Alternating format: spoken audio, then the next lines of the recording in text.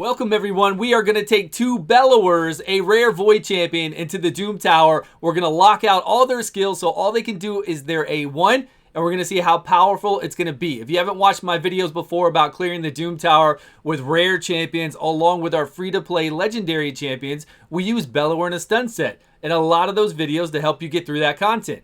I have now two fully maxed Bellowers, if we can find them really quick. Two of them in a stun set, and we are going to lock out their A2 and A3. Even though they have amazing A2 and A3s, we're going to lock that out so that they only do their A1 to block active skills. At a 30% chance, wait a minute. I just did that run and I am gimping myself because we only had a 20%. Wow. Okay, Bellower. We only had a 25% on this Bellower. And then of course, we had our 35% here because we're getting 5% additional with Sniper, 5% here to apply that debuff, and then we've got a 30% chance to extend it to 2 turns. So we can lock them out for 2 turns like a Hegemon, locking people out from doing their abilities. All they can do then is their A1, and then of course with all the stun sets on every champion you're going to see today, everyone has a stun set. They've all got Harvest Despair to try to get a leech up. They all have Fearsome Presence to have a 5% additional chance to get a stun up, and that's every single one of them. But we are bringing in 2 Bellowers, and we're going to lock out all their abilities. I do like Bellower's A2. I even like Bellower's A3, decrease attack, decrease defense, but I do like blocking out skills. That way, if they're not provoked, they're not stunned, if they're not frozen, they're locked out. All they can do is their A1. Come at me with your A1. We can take it. Let's see what happens. Let's see what this run was like. Right now, I'm up to Doom Tower 110. That's as high as I can go today. Doom Tower 108. We're going to take in our team. Not this one. We're going to take in this team, right? Everybody has the burns that we use to kill the whole entire team. We're going to lock out all the skills. Of course, we're going to stun a whole bunch of them. It takes time. We've got some Torments in here. This is actually a pretty difficult wave. I'm not going to say it's really that difficult, but we're going to get stunned a lot. We're going to lock them out. Let's look for lockouts. What we're looking for is that lock and key, right? But we're looking for more than just 1 turn. We really want 2 turns, and I did not know that my second Bellower is down 10% chance to apply this. So whatever we see here, we could have had a higher percentage chance to lock out, which is really sad. Maybe I should film this again, but I really feel like we don't need to, because once we get to that end wave, you're going to see a crazy amount of lockouts. So here it's just Torment, right? We're just battling the Torment. We are stunning everyone. We are getting a fair amount of lockouts, especially on Madam. On Madam, we keep getting a 2-turn lockout, which is really good. We want that 2 turns because even if they're like right now, some are stunned, some aren't stunned. My Bellowers are stunning. That's great. They're getting up leeches as well. And they are locking all these skills out. Look at all the lockouts. Look at it. Lock it out, Bellower.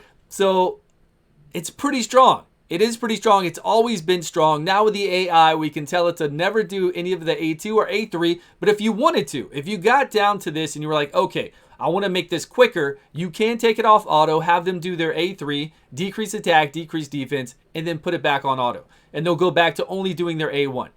So you can take it off for a minute to make it happen. Now this is a very strong team. I showcase this team all the time. Sometimes we'll have a Sylar in here to go first to make sure we do turn meter reduction. Sometimes we'll sub in whatever else you want for that 5th champion. But we always bring in our Seal, Vizix, we bring in a Burn champion, a Bellower, or whatever else you want to bring in, and now we're bringing in 2, right? Now we've got 2 Bellowers to lock them up. This wave is going to take a little bit more time, but as you can see, we're not taking any damage.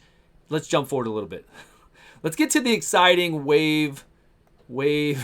This Madam with inflated HP getting that shield up every time. So this went crazy fast. Watch how fast this wave 2 goes. There we go, hit auto. Auto's on behind me. Now we just lock them up, burns, right? All we're doing is burning them down. We're going to finish this wave very quickly. That first wave took forever because that Madam kept getting that 10% HP shield, and I was using all my guys' A1s to go in there and hit her, slowly beat her down, and it took forever. Now there's no Madam here. There are 2 Torments, right? But we're tearing them up. This wave probably took about a minute and a half. Look how quickly we are just destroying them. And this is what you're going to do in the Doom Tower. This is the way to get through Doom Tower waves. If there are more Tomb Macabres, you want to provoke them, because even with skill lockouts, do remember this though, even with skill lockouts, Mortu can still do Peril, which is crazy. I don't understand that at all. Yeah, he unlocks Peril, and I guess that's his only ability. So even making it so he only can do his A1, I guess that's Peril at that time. So he can still hit you with that. So unfortunately, with the Mortu Macabres, we can still do this team, right? We just have to make sure that we're provoking and stunning all the time, which we're still stunning with the 2 Bellowers. But if we get a lockout on a Mortu, we are still not safe from him. And then we get these Torments down. Okay, let's go to the last wave. The last wave. This is where it's all going to shine. Believe me. Ladies and gents, stay with me for a minute. Okay, now look at how many lockouts we get here. We're going to get lockouts across the board. 2-turn, 2-turn. Watch this. Lockout, lockout. Wait, it's going to ramp up. Lockouts on everybody right now. 2-turn, 2-turn. More and more. Every 4 people have lockouts on them. 5. All 5 have lockouts. And one of my Bellowers still has a 10% chance it's missing. Look at all this. No matter if they were stunned or turn meter reduced or provoked, it wouldn't matter. They are getting locked out like crazy. So I really would have liked to have done this last wave without Seal and without Vizix. Just the 2 Bellowers and the burn. But bringing in only 2 Bellowers and a burn champion is not really the play unless they are extremely fast, because we got to be able to get the jump on that wave first. But that was really quick. I mean, we were, look, still locked out. Locked out. They can't do anything to us. Is it worth having 2 Bellowers? I'm going to go with maybe not. Maybe all you need is that 1 stun tanking Bellower that I've been using for almost 2 years now. Here's what I've got for their skills. You can look at all their speeds. They're all set up the same for their masteries.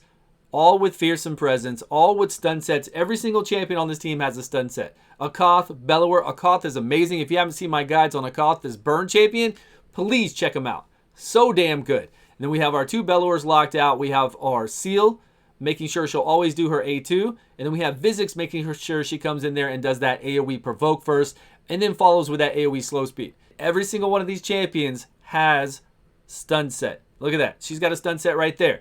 And they all have Fearsome Presence. 5% chance additional to get a stun with those artifacts.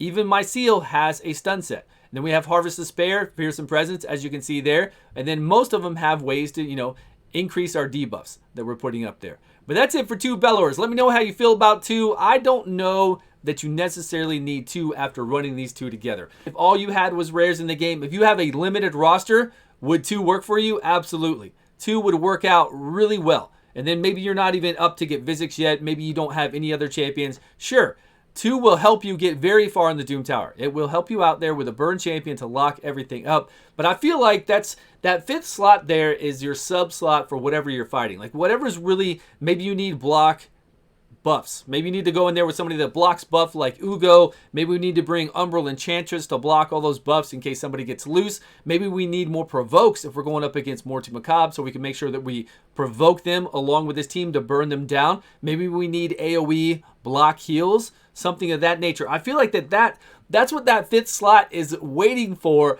instead of another Bellower. But it was fun to see. I think that last wave where we saw those lockouts was well worth it. I mean, those were a lot of lockouts.